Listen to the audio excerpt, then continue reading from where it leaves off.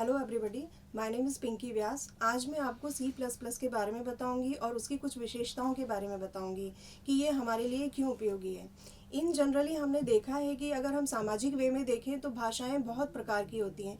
ये क्यों काम आती हैं? जैसे कि सपोज़ कोई दो पर्सन है, वो आपस में कम्युनिकेशन करना चाहते हैं, वो अपने विचार या कोई भी इंफॉर्मेशन को शेयर करना चाहते हैं, तो उन्हें एक माध्यम की ज़रूरत होती है। वो माध्यम ही जो होता है वो भाषा होता है, वो लैंग्वेज होता है, जिसके थ्रू वो इंफॉर्मेशन को एक दूसरे को शेयर करते हैं। इसी प्रकार अगर हम किसी भी इलेक्ट्रॉनिक डिवाइस से हम अपनी किसी इंफॉर्मेशन को शेयर करना चाहते हैं तो वो हम कैसे करेंगे? उसके लिए भी हमें एक माध्यम की ज़रूरत पड़ेगी। वो माध्यम क्या कहलाएगा? कंप्यूटर लैंग्वेज कहलाएगा, या हम बोल सकते हैं कि वो प्रोग्रामिंग लैंग्वेज कहलाएगा। अब जैसे कि हमने देखा है कि जनरली प्रोग्रामिंग लैंग्वेज में हिस्ट्री में अगर हम जाएं तो बहुत सारी हुई थी, जैसे कि पास्कल, कोबोल, सी, बी, देन सी के बाद में सी डबल प्लस डेवलप हुआ। सी डबल प्लस लैंग्वेज जो है 1979 में डेवलप की गई थी और ये बहुत ही पॉपुलर हुई और आज भी ये बहुत पॉपुलर है। आज की डेट में भी बहुत सारे सॉफ्टवेयर हैं जो कि सी डबल प्लस में बनाए गए हैं। तो ये इतनी इसको पॉपुलैरिटी क्यों मिली, ये सी से ज़्यादा क्यों डिमांड में आई? इसकी कुछ विशेषता हैं जिसके कारण कि ये डिमांड में आई। जैसे कि हम इसकी विशेषताओं को अगर हम लेते हैं तो जैसे कि इनहेरिटेंस है, पॉलीमॉर्फिज्म है, एनकैप्सुलेशन है। ये जो सारी चीज़ें हैं जो कि फुली जो है ऑब्जेक्ट पर डिपेंड हैं। इस प्रकार से हम कह सकते हैं कि जो सी प्लस प्लस है वो ऑब्जेक्ट ओरिएंटेड प्रोग्रामिंग लैंग्वेज है, क्योंकि ये पूरी ऑब्जेक्ट पर बेस्ड रहती है। सी प्लस प्लस में हम क्लासेस बनाते हैं, देन जो भी क्लासेस होते हैं उनके अगर हम किसी भी मेंबर को हम यूज़ करते हैं तो हम वो ऑब्जेक्ट के थ्रू करते हैं। तो ये क्यों इतना पॉपुलर हुआ? जैसे कि अगर हम इसका एक टॉपिक लेते हैं, इनहेरिटेंस लेते हैं। इनहेरिटेंस अगर हम देखें तो इसका हिंदी में इसका रहता है, इसका अर्थ होता है अनुवांशिकता। सामाजिक वे में अगर हम देखते हैं कि जैसे कि हमने देखा है कि जो भी पूर्वज होते हैं तो उनकी जो क्वालिटीज़ होती हैं वो उनकी संतानों में आ जाती हैं और उनकी सेल्फ क्वालिटी भी रहती हैं। तो सेम ऐसा ही इनहेरिटेंस कॉन्सेप्ट इस प्रोग्रामिंग लैंग्वेज में आया है, सी प्लस प्लस में आया है, जिसमें कि क्या होता है कि इसमें एक बेस क्लास होती है और एक डिराइव्ड क्लास होती है। बेस क्लास को हम बोलेंगे कि ये पेरेंट क्लास है, और जो उसकी डिराइव्ड क्लास है उसको हम बोलेंगे कि वो उसकी चाइल्ड क्लास है। इस प्रकार से जो भी बेस क्लास है उसकी कई डिराइव्ड क्लास हो सकती हैं। वो डिपेंड करेगा कि आपकी रिक्वायरमेंट क्या है। तो अगर सपोज अगर हमने देखा कि हमारी एक बेस क्लास है और दो डिराइव्ड क्लास हैं, तो अगर हम उनको साधारण शब्दों में बोलेंगे तो एक पेरेंट क्लास है और दो उसकी चाइल्ड क्लास हैं। अब जो उसकी जो दो चाइल्ड क्लास होती हैं वो उसकी बेस क्लास से, मींस उसकी पेरेंट क्लास से उसके मेंबर्स को वो एक्सेस कर सकती है, उसके मेंबर्स को वो इनहेरिट कर सकती है। तो कि जैसे कि सपोज उसके मेंबर्स क्या होंगे, या तो उसके मेंबर्स होंगे वेरिएबल्स होंगे, मींस वो मेंबर्स कुछ भी हो सकते हैं, फंक्शंस हो सकते हैं। तो अगर उनकी जो डिराइव्ड क्लास है, चाइल्ड क्लास है, वो उसके फंक्शंस को अगर वो कॉल करना चाहती है, इनहेरिट करना चाहती है, तो वो कर सकती है।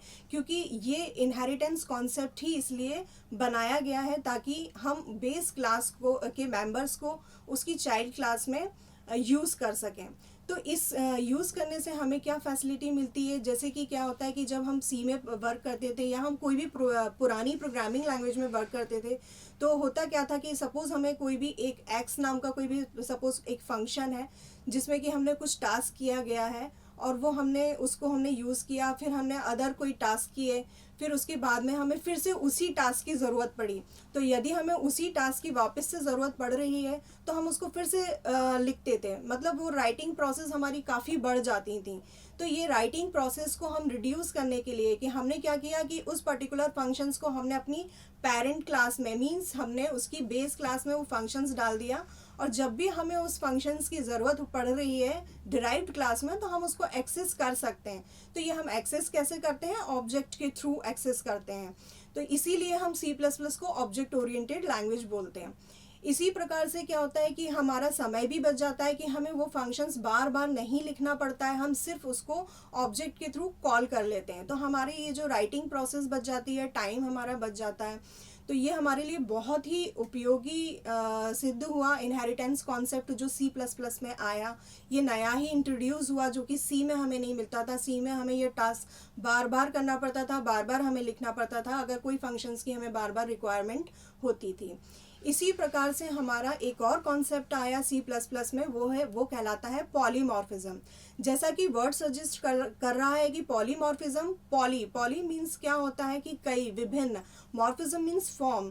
तो एक प्रकार से हम इसकी एक सिंपल सी डेफिनेशन दे सकते हैं कि polymorphism is the ability to take more than one forms, means कि वो हमें कई चीज़ों में हमें एक में ही मिल जाएगी। इसका मैं एक बेस्ट एग्जांपल बताती हूँ आपको कि सपोज जैसे कि पॉलीमॉर्फिज्म का एक बेस्ट एग्जांपल है कार ड्राइविंग। अगर हम अपने साधारण शब्दों में समझें तो इसमें क्या होता है कि यदि हम कोई भी कार ड्राइव करते हैं तो सबसे पहला जो हमारा टारगेट क्या रहता है कि हमें कार को स्टार्ट करना है। तो हम जैसे ही कार को स्टार्ट करते हैं देन हमें गियर को शिफ्ट करना रहता है। अब हम जो भी गियर शिफ्ट करते हैं, पहले हम 1 लेते हैं, फिर 2, 3, जो भी हमारी रिक्वायरमेंट रहती है। तो ये क्या हो रहा है कि रन, जब भी हम गियर शिफ्ट कर रहे हैं वो रन टाइम पे कर रहे हैं। तो रन टाइम पे सपोज अगर हमने 2 में डाला या 3 में डाला, तो हमारा क्या हो रहा है कि रन टाइम पे जो हम स्पीड हो रही है गाड़ी की वो चेंज हो रही है, या हम कम कर रहे हैं या बढ़ा रहे हैं। तो ये हमारा जो शिफ्टिंग हो रही है, गियर शिफ्टिंग हो रही है, ये रन टाइम पे हो रही है। यही सेम कॉन्सेप्ट पॉलीमॉर्फिज्म में जाता है कि जब भी हम पॉलीमॉर्फिज्म का जब हम रिजल्ट देखते हैं तो ये हमें रन टाइम पे हमें दिखता है। रन टाइम पे हमने सपोज कोई भी एक फंक्शन बनाया। अब जैसे कि मैंने बताया था कि हम सेम एक ही नाम का फंक्शंस हम कई बनाएंगे, लेकिन हम उसके आर्ग्यूमेंट चेंज कर देंगे। अब रन टाइम पे अगर हमने उस फंक्शंस को कॉल किया, नाम तो सेम है, सपोज मैंने बॉक्स नाम का एक फंक्शन लिया, अब मैंने वो बॉक्स को कॉल किया। अब मैंने क्या किया, बॉक्स नाम के 3-4 फंक्शंस बनाए, लेकिन उसके जो आर्ग्यूमेंट्स थे वो मैंने डिफरेंट डाले हैं। जैसा कि मैंने कार में बताया था कि गियर में क्या होता है, चेंज गियर कर रहे हैं लेकिन उसमें स्पीड कम या ज़्यादा हो रही है। उसी प्रकार से मेरे आर्ग्यूमेंट कम या ज़्यादा भी हो सकते हैं, जिसे कि हम पैरामीटर्स भी बोलते हैं। तो ये हमारे रन टाइम पर हमें इसका यूज़ समझ में आएगा जैसे ही हम रन करते हैं, क्योंकि अभी तो जस्ट हमें एक कॉन्सेप्ट समझना है कि पॉलीमॉर्फिज्म क्या है, ये क्यों यूज़ किया जाता है और इसकी क्या विशेषताएं हैं। तो इसलिए मैंने इसको सरल शब्दों में आपको समझाया है कि इसका क्या तात्पर्य होता है। अब एक और कॉन्सेप्ट आता है एनकैप्सुलेशन का। एनकैप्सुलेशन इसका एक सिंपल सी डेफिनेशन है, बाइंडिंग या wrapping up of data into a single unit. जैसे कि एक कैप्सूल होता है जिसमें कि जो भी रिक्वायर्ड चीज़ें होती हैं वो उसके अंदर होती हैं, वैसे ही सेम कॉन्सेप्ट जो एनकैप्सुलेशन का होता है उसमें क्या होता है कि हम इसेंशियल और जो ज़रूरी पार्ट होता है वो हम रखते हैं और बाकी जो डिटेल्स होती हैं उसको हम हाइड करके रख देते हैं। ये भी हम पॉसिबल कर पाए हैं C++ में ही, जो कि सी और पास्कल और कोबोल इनमें ये चीज़ें नहीं हो पाती थी। तो इस प्रकार से ये C++ की कुछ मैंने विशेषताएं बताई जिसके कारण कि इसकी पॉपुलैरिटी ज़्यादा बढ़ी है और ये आज भी डिमांड में है। कई सॉफ्टवेयर ऐसे हैं जो कि इन्हीं पे बेस्ड हैं और इसी पे C++ पर बनाए गए हैं। अब हम बताते हैं कि C++ में ऑपरेटर्स कौन कौन से होते हैं।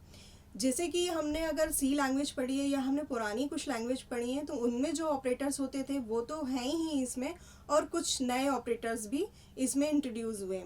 तो सबसे पहले तो मैं सिंपली आपको 1 बाय 1 बताती हूँ कि कौन कौन से ऑपरेटर्स होते हैं C++ में। सबसे पहले तो हम देखेंगे कि इसमें जो होते हैं अर्थमेटिक ऑपरेटर्स होते हैं। जैसा कि सभी लोग जानते हैं कि अर्थमेटिक ऑपरेटर्स कैलकुलेशन के काम में आते हैं, जैसे कि प्लस सिंबल है, प्लस है, माइनस है, डिवाइड है, मल्टीप्लाई है।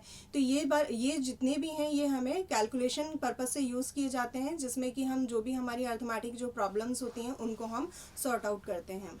सेकंड हमारा आता है इंक्रीमेंट एंड डिक्रीमेंट ऑपरेटर्स आते हैं। इंक्रीमेंट ऑपरेटर्स में भी हम एक अर्थमेटिक ऑपरेटर जो प्लस का साइन होता है वही होता है, लेकिन ये डबल होता है, डबल प्लस के सिंबल होते हैं, इसे हम इंक्रीमेंट ऑपरेटर्स बोलते हैं। ऐसे ही सेम माइनस का जो सिंबल होता है अगर हम उसको डबल में ले रहे हैं, माइनस माइनस ले रहे हैं, तो ये डिक्रीमेंट ऑपरेटर्स होता है। अब ये इंक्रीमेंट और डिक्रीमेंट इसको भी हमने फर्दर क्लासिफाइड किया है। जैसे जो इंक्रीमेंट ऑपरेटर है उसको हमने 2 भागों में बांटा है, एक प्री इंक्रीमेंट होगा और एक पोस्ट इंक्रीमेंट होगा। सेम हमारा जो डिक्रीमेंट ऑपरेटर्स होता है वो भी हमारा पहले प्री डिक्रीमेंट होगा देन पोस्ट डिक्रीमेंट होगा।